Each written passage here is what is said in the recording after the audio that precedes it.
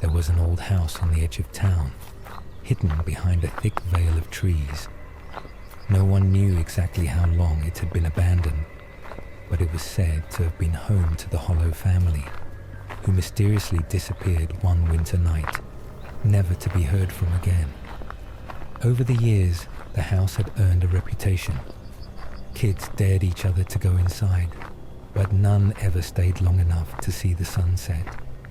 Alex had heard the stories, but he never believed in ghost stories.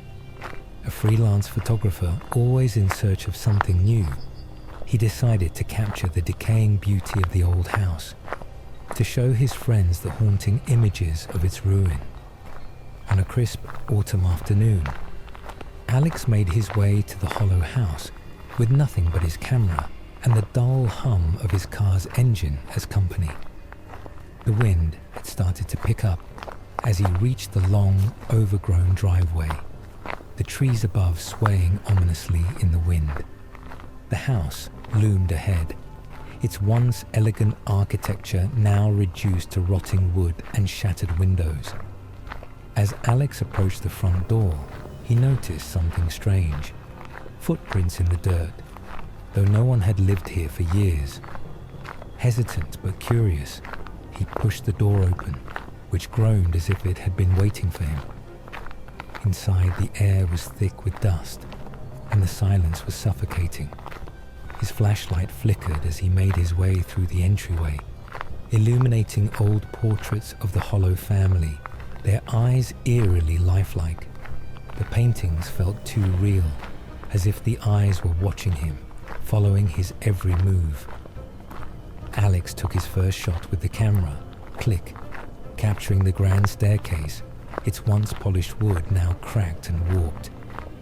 He moved deeper into the house, each step echoing through the hollow hallways.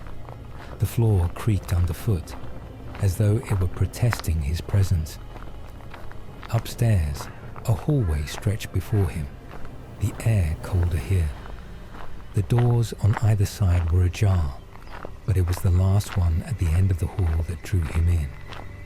The door seemed to sway slightly, even though there was no breeze. He couldn't shake the feeling that someone or something was inside. His pulse quickened, but his curiosity got the better of him. He pushed the door open, revealing a bedroom that looked frozen in time. A child's crib stood in the corner, the wood darkened with age. The wallpaper was peeling, revealing layers of forgotten history. And on the bed, Alex's breath caught in his throat. $1.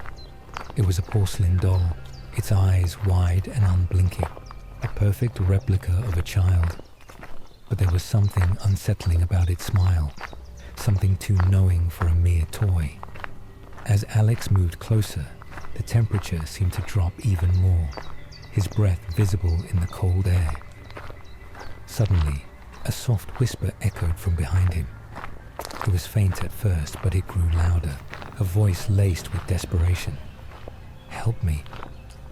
The hairs on the back of his neck stood on end. He spun around, but there was no one there. The whisper came again, closer now, and Alex's heart began to race. He glanced toward the window, hoping to see something familiar outside, anything to ground him. But the window was dark, the outside world completely obscured by the trees. With his heart pounding, Alex backed toward the door, but the room seemed to close in around him. The floor beneath him groaned, and the walls seemed to shift. Then, just as suddenly as it had started, everything went silent. As Alex turned to leave, the door slammed shut behind him with a deafening crash. He spun around in panic, but the hallway was empty, save for the paintings of the Hollow family. Their eyes, now glowing faintly, followed him, and the once innocent smile of the doll now seemed to curl into something sinister. Suddenly, there was a loud bang. The door at the end of the hall slammed open, and a figure appeared, an outline of a woman in a long, tattered dress. Her face was hidden by a veil of dark, tangled hair, but her eyes, those eyes, were too familiar. They mirrored the same eyes from the paintings, the Hollow family. Frozen in terror, Alex couldn't move as the figure glided down the hallway, her feet barely touching the floor. She spoke, her voice a rasping whisper. "You should have left when you had the chance." The temperature plummeted again, and Alex's camera slipped from his hands, clattering to the floor. As he reached down to grab it, he felt a cold hand brush against his shoulder. Spinning around, he saw no one. But when he turned back, the figure was closer, its outstretched hand reaching for him. He bolted, running down the hallway, only to find every door now locked, every exit barred. The house had changed. It was no longer just a building. It had become a trap, and Alex was its prey. With his heart hammering in his chest, he finally found an open window. Desperate, he climbed out onto the roof.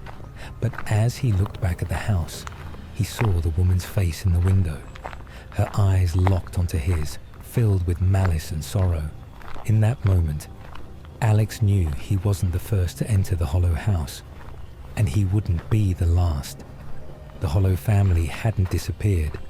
They were still there, waiting, trapped in the house. And now, so was he.